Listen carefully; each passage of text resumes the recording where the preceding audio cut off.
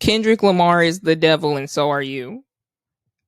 That's gonna be the synopsis of this video and probably the title as well. So ever since G and X dropped, Reincarnated has been living in my head rent free. And about 3 weeks, maybe a month ago, I had presented my theory to someone and they just completely blew it off. And that is the sole reason that I am making this video, is to see if other people agree with my analysis of this song. Now, I think that this is probably one of the most creative songwriting endeavors that Kendrick has ever undertaken, which is why it lives in my head so rent free. Um, Probably next to like how much a dollar costs. So this is not going to be a a line by line breakdown where you like go on Genius and then read what other people said about the song and then like pretend that you were the person that came up with that idea, or you go on Reddit and you see fan theories and then you pretend like you came up with that idea. If you want that, you can go to that one Canadian guy whose face always looks bloated, but that's not what I'm doing here. This is a very stream of consciousness type of breakdown, or not really a breakdown, analysis, dissection. I don't know what to call this. All right. I'm just speaking my mind. Okay, that's what we're doing here. So I'm currently recording this at what time is it? I'm currently recording this at 10:30 at night in a storage closet. So that just shows you how much I've been wanting to get this off my mind. And I'm one of those people that like, as soon as they are ready to do something, they have to do it, or else they're not going to have the motivation to do it later. So I'm doing it right now. Okay, it's that's what we're doing. I'm a night owl. All my energy comes out at night. So the song starts out where Kendrick is portraying the lives of two people. One of them, most people seem to agree, is John Lee Hooker. The second person, people are sort of torn between whether it's Dinah Washington or Billie Holiday. I think it's Billie Holiday. I think that the people that are saying it's Dinah Washington are saying that because it was on Genius. I don't know. All right. I'm going to go with the interpretation that it's Billie Holiday, but technically who exactly it is doesn't really matter for what's going on. So the first person, he is saying that they were kicked out of the house in 1947. My father. Well, let me read the exact lyrics so that I don't fuck this up. All right. Let's take it back to Michigan in 1947. My father kicked me out the house because I wouldn't listen to him. Didn't care about his influence, only loved what I was doing. Gifted as a musician, I played guitar on a grand level. The most talented where I'm from, but I had to rebel. Okay? So he's setting up a scene of a guitar player from Michigan who was kicked out of the house in 1947. Okay? His father kicked him out the house. All right. His father kicked him out the house. We're gonna get back to that. All right. So then at the end of this person's life, he says, I manipulated power as I lied to the masses, died with my money, gluttony was too attractive, reincarnated. Okay.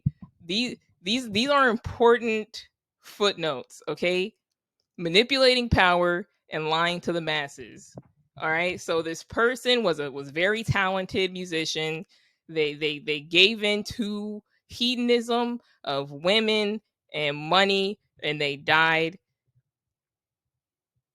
They just died. That's it. They died. All right. So then the second person is a woman, a black woman in the Chitlin circuit. Seductive vocalist as the promoter hit the curtains. Why did this spell curtains wrong? Google, what the fuck wrong with you? Curitins. Come on, Google, fix that shit. Google, where did you pull this from where you couldn't spell curtains right? Music match. Do better, Google. Please do better. Okay. Another life had placed me as a black woman in a Chitlin circuit. Seductive vocalist as the promoter hit the curtains. My voice was angelic straight from heaven. The crowd sobbed. A musical genius, what the articles emphasized. Had everything I wanted, but I couldn't escape addiction. Heroin needles had me in fetal position, restricted. Okay. So this person is someone, once again, who was very talented, and their talents were wasted by giving in to drug addiction and sex and all that stuff, right? And then this is the specific line that made me believe that he was talking about Billie Holiday, is the "I died with syringes." Oh, wait. This whole line is important. My daddy looked the other way. He saw sin in me. My daddy, okay? The daddy, the father. Two times that daddies and fathers are being brought up, okay? We are talking about somebody that's got daddy issues. All right, we're going to come back to that. I died with syringes pinched in me, reincarnated, because Billie Holiday had a rampant raving heroin addiction, and she died in the hospital. You know, you probably be hooked up to some bullshit, and then you just die. So that's the second person story, right? So two times the father has been mentioned. Now here's the interesting thing about this, right? If these people, so Kendrick is saying that, you get the, man, shut the fuck up. So you get the idea that Kendrick is talking about himself, all right? He was John Lee Hooker, and then he was Billie Holiday, in my opinion. You can, if anyone watches this video and you think it's Dinah Washington, you can argue in the comments and tell me why. I'll read it and I'll see if it's convincing enough for me to think it's her. But regardless, right? He is saying, or you think that he is saying that he was reincarnated. He was reincarnated as these people. All right. He was in a past life. He was John Lee Hooker, and then he was Billie Holiday. And then he says, my present life is Kendrick Lamar, a rapper looking at the lyrics to keep you in awe. Okay, so now he's Kendrick Lamar, right? So this is what's interesting about that, and why you think he's talking about himself, but he's not. That's the twist, that he's not himself. Okay, he's not really talking about himself. Okay, because it don't make no fucking sense. It wouldn't make no fucking sense if he was talking about himself. Okay, John Lee Hooker lived from the 1910s until 2001. Billie Holiday lived from 1915 to 1959. Kendrick Lamar, whose page I didn't have pulled up and I'm Googling right now, was born in 1987. These people, I mean, well, Billie Holiday was dead by the time that he was born, but you saying that he was John Lee Hooker and Kendrick Lamar at the same time? No, he wasn't, because he's not talking about himself, all right? And this is where the twist comes in. My present life is Kendrick Lamar, a rapper looking at the lyrics to keep you in awe. The only factor I respected was raising the bar. The instinct sent material straight to the charts. My father kicked me out the house. I finally forgive him. I'm old enough to understand the way I was living. Okay? This is the third time that a fucking daddy is mentioned. Okay, this is the third time that we are realizing we are talking about somebody that got daddy issues, but they don't went to therapy and they healing because he is forgiving his father.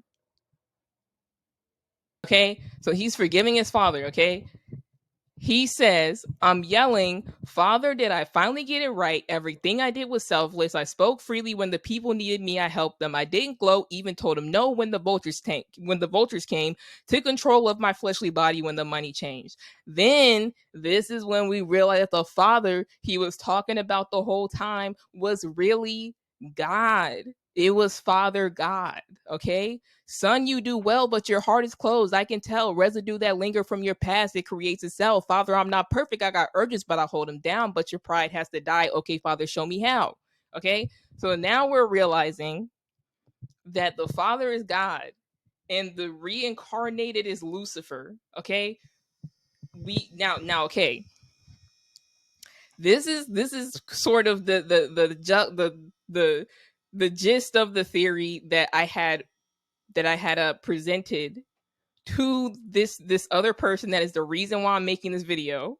okay, is that Kendrick Lamar is the devil and so are we, okay? And they, okay, you know, I'm gonna say at the end why I feel like they didn't agree with me. But for now, I'm just gonna finish backing up my analysis, okay? For now, I'm just gonna finish backing myself up. All right. So he talks about all the good deeds that he did. Tell me every deed that you've done and what you do it for. I kept 100 institutions paid. Okay, tell me more. I put 100 hoods on one stage. Okay, tell me more. I'm trying to push peace in LA, but you love war. No, I don't. Yes, you do. Okay, tell me the truth. Every individual is only a version of you. Okay, every individual is only a version of you. Hold up. Okay, now this is where we are being presented with the idea that this person that we are is Lucifer. You fell out of heaven because you was anxious, didn't like authority, only searched to be heinous. Isaiah 14 was the only thing that was prevalent. And then there's a long pause because I'm assuming that he wants you to pause the song and go look it up. All right. But you don't have to. I'm going to read it to you.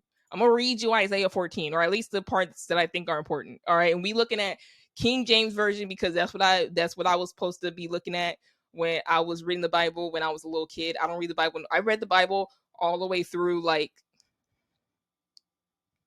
6 years ago. And then I ain't read it since. And that's also the day that I was like, I'm not gonna be religious anymore. So let's see here. How this is Isaiah 14 verse 12. How art thou fallen from heaven, O Lucifer, son of the morning? How art thou cut down to the ground, which didst weaken the nations? For thou hast said in thine heart, I will ascend heaven. I will ascend into heaven. I will exalt my throne above the stars of God. I will sit also upon the mount of congregation in the sides of the north. I will ascend above the heights of the clouds. I will be like the Most High. Yet thou shalt be brought down to hell, to the sides of the pit. They that see thee shall narrowly look upon thee and consider thee, saying, is this the man that made the earth to tremble, that did shake kingdoms, that made the world as a wilderness and destroyed the cities thereof, that opened not the house of his prisoners? All the kings of the nations, even all of them, lie in glory, everyone in his house. But thou art cast out of thy grave like an abominable branch, and as the raiment of those that are slain, thrust through with the sword, that go down to the stones of the pit, and a carcass trodden under feet. So basically, this whole chapter here is about Lucifer being cast out of heaven. That's what that whole passage is about. My greatest music director was you. It was colors, it was pinks, it was reds, it was blues, it was harmony and motion. I sent you down to earth because you was broken. Rehabilitation, not psychosis. But this is the part that really I feel like backs up my theory the most. But now we hear now, centuries you manipulated man with music, embodied you as superstars to see how you moving. He is giving Lucifer a chance to redeem himself. You done I'm putting you in the situation where most people could take advantage of people, could do the wrong thing, and I want to see how you respond to that. You have all the money in the world, you have all of the influence, and I want to see if you are truly a good person, if you are truly redeemable. I want you to to redeem yourself. Okay? You came a long way from garnishing evilish views, and all I ever wanted from you was love and approval. I learned a lot. No more putting these people in fear. The more that word is diminished, the more it's not real. The more light that I can capture, the more I can feel. I'm using words for inspiration as an ideal. So can you promise that you won't take your gifts for granted? I promise that I'll use my gifts to bring understanding. For every man, woman, and child, how much can you vow? I vow my life just to live one in harmony now. You crushed a lot of people keeping their thoughts in captivity, and I'm ashamed that I ever created that enemy. Let's rejoice where we at. I wrote the devil's story just to take our power back. Incarnated!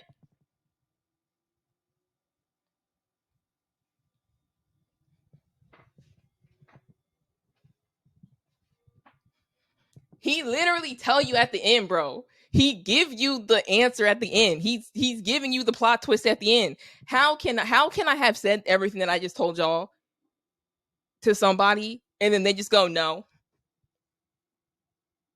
no, no? That's basically what they did. I wish that, bro, it was on camera. Okay, it was on camera. I wish that I could get that footage of them just like breaking my theory down, like not breaking it, tearing it down like that, and then not, we gonna move on. Okay, we gonna move on. We're gonna move on. But this is the part where when I say, okay, so first I feel like this is actually where these two things are combined. Why I feel like that person did not like my theory, and why I think that we are all the devil. So I feel like that person did not like my theory because Kendrick very much presents himself as being a man of God, a very religious man, a very spiritual man. And for him to put himself in league with the devil is almost like, no, Kendrick would never do that. Why would he do that? But it's like, did he not spend like all of To Pimp a Butterfly kind of like doing something like that? The evils of Lucy was all around me. Like he's always talked about the influence of the devil. And I feel like this is almost sort of like a full circle moment where it's like, I don't have to be influenced by the devil. I know right from wrong. I know how to control myself. The devil has no power over me because even the devil is not beyond redemption. And I feel like that's a beautiful thing. And that goes for you too. Because I'm not a religious person. I don't believe in demons or spirits or angels or any of that, okay? Those are all just metaphors for good and evil within people, the good things that people do, the bad things that people do. People, mentally ill people, are possessed by demons. I guess that's what they've been saying. That's what they used to say. All right, they used to say mentally ill people was possessed by demons as an excuse to not do any sort of psychological or neurological research. I don't know. I don't know. Okay, I don't know. But I feel like that goes for all of us, is that we're not beyond redemption. If even the worst of the worst is not beyond redemption, the devil is not beyond redemption, neither are you. And we are all capable of being the devil, but we don't have to be the devil. And if we are the devil now, we don't have to be the devil forever.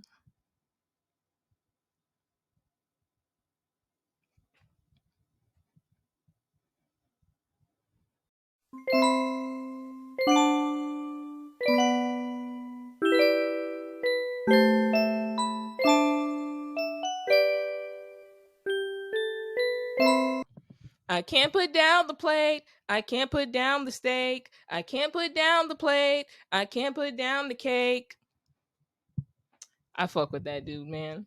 I hope that he get on those Ozempic, bro, because that dude, that's scary as shit. Well, how old was Big Pun when he died? Cause that nigga like 24 right now or some shit. Big Pun was oh well, Big Pun didn't die of oh damn. He was actually 28.